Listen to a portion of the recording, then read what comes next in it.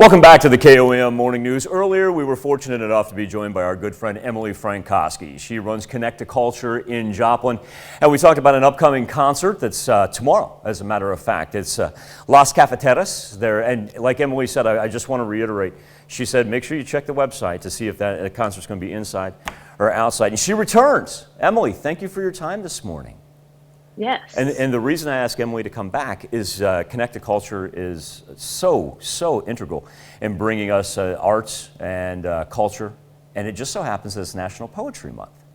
And Emily has put together an entire slew of events to put poetry first and foremost. And I want to start with coming up here. It's actually going to be a couple of weeks from now, but it's Open Mic Poetry Night. This sounds like a great way to, number one, if you want to try out some poetry, or maybe if you are just interested in seeing what other people have to offer. Kind of tell us how this all came to fruition. Yeah, so a few years ago, Connect to Culture, Post Our Library, and Pubhound Press, a local publishing company, got together and decided we need a collective celebration of poetry in National Poetry Month. So we go out, we collect all of these different events from other organizations that are having poetry-centric events going on in April, and we, kind of do a little bit more marketing for all of them. But this Open Mic Poetry Night was kind of born out of the idea that many people love poetry, but aren't poets themselves. And many local poets don't have a place to, share their poetry. So this is an event for all types of poetry people who write poetry, people who love poetry.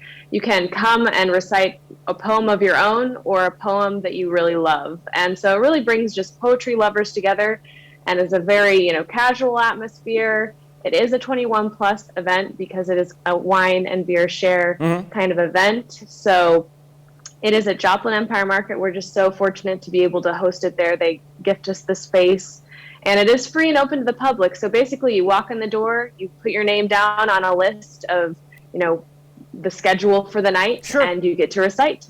And then there's a similar one that comes up, that is Friday the 15th. And then there's a similar one on Tuesday, the 18th, at the Joplin Avenue Coffee Company. Kind of similar in nature, I would think. Okay. Yes, also, theirs is a little different, just that there are local poets that perform before, and then there's a shorter open mic at the end. Sure. And so once again, that's going to take place on Friday, April 15th, and then the second one on Tuesday, April the 18th. And Emily does you guys have such a marvelous website. It's connecttoculture.org is all you have to do is go there, and Emily has the complete calendar with details on it as well. This looks like something that the kiddos would be interested in coming up on Saturday the 16th at the Joplin Public Library. It's called the Poetry Hunt. What exactly does that entail? Yes, so basically the Joplin Public Library and Post Our Library are creating these eggs that have poems inside them. They'll be scattered throughout the Joplin Public Library, so you might just find one and find yourself with a new poem. And not only that, make sure that you get the kids involved with that, because that's kind of an interesting way to get them started at a very young age, and maybe find a poetry lover in the house that didn't really know much about it. You have an event called 1,000 Words, and I found this really interesting because that's all it's called. It's one of those that leaves me pining for more. What exactly is 1,000 Words about? So 1,000 Words is an event the SPIVA Center for the Arts puts on, and that one there's a great exhibit going on in SPIVA right now called Photo SPIVA, where there's photographs from around the world, some of the best that are chosen and juried into this exhibit. Writers, poets, they come to the exhibit, they experience all these photographs, pick one, and are inspired by it and create a poem or prose and recite it at this event, which is April 19th. So after they recite it, it's recorded, placed into a QR code, and next to the photo that they, were inspired by. So people that come and visit the exhibit can scan that code and listen to it later as well. That is tremendous. I have to add, okay, is this an idea that you've seen along the way? Did SPIVA create this? Who came up with this great? It reminds me of going to a museum and doing like the immersive kind of tour. Who came up with this idea? Absolutely. Yeah, this is an idea that SPIVA came up with. Probably their exhibits director, Sean Conroy. He's he's a poet himself and is really a lover of it. So I bet that he came up with this idea.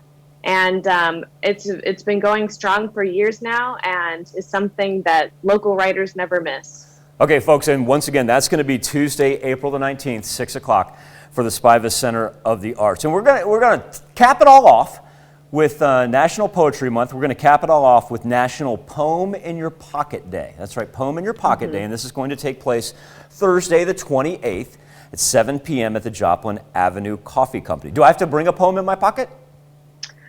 You do not, actually. And this is actually, it does say Joplin Avenue Coffee Company, but that's just one of many locations that these poems will be at. National Poem in Your Pocket Day is basically a day to celebrate poetry and to carry it with you, but you don't have to bring a poem with you. You can find one in Joplin. We have these very cute little poem scrolls that we create, a little basket that we take to all of the local coffee shops, as well as the library and SPIVA Center for the Arts.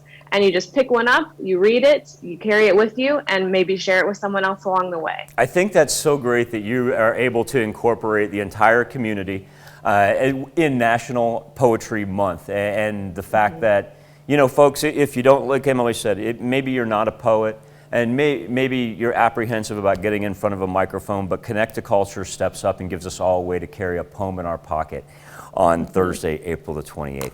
Emily, I want to thank you so much for your time, and thank you so much for everything that Connect to Culture does. Well, thank you so much. We love doing it. And so really fast, before I let you go, can you give us the website information where we can find everything? Yeah, connect2culture.org, the number 2 in there. And you can always sign up for our emails and receive all of the information about arts, culture, and entertainment every week right to your inbox. And don't forget, folks, if you're interested in Las Cafeteras concert coming up tomorrow, make sure you check the Connect to Culture website to see if that is going to be inside or outside. Emily Frankowski, we always enjoy talking to you. Can I catch up with you next month? Absolutely. We'll be here. Thank you, E. Frank. Always appreciate your time. We'll be back with more KOM Morning News right after this.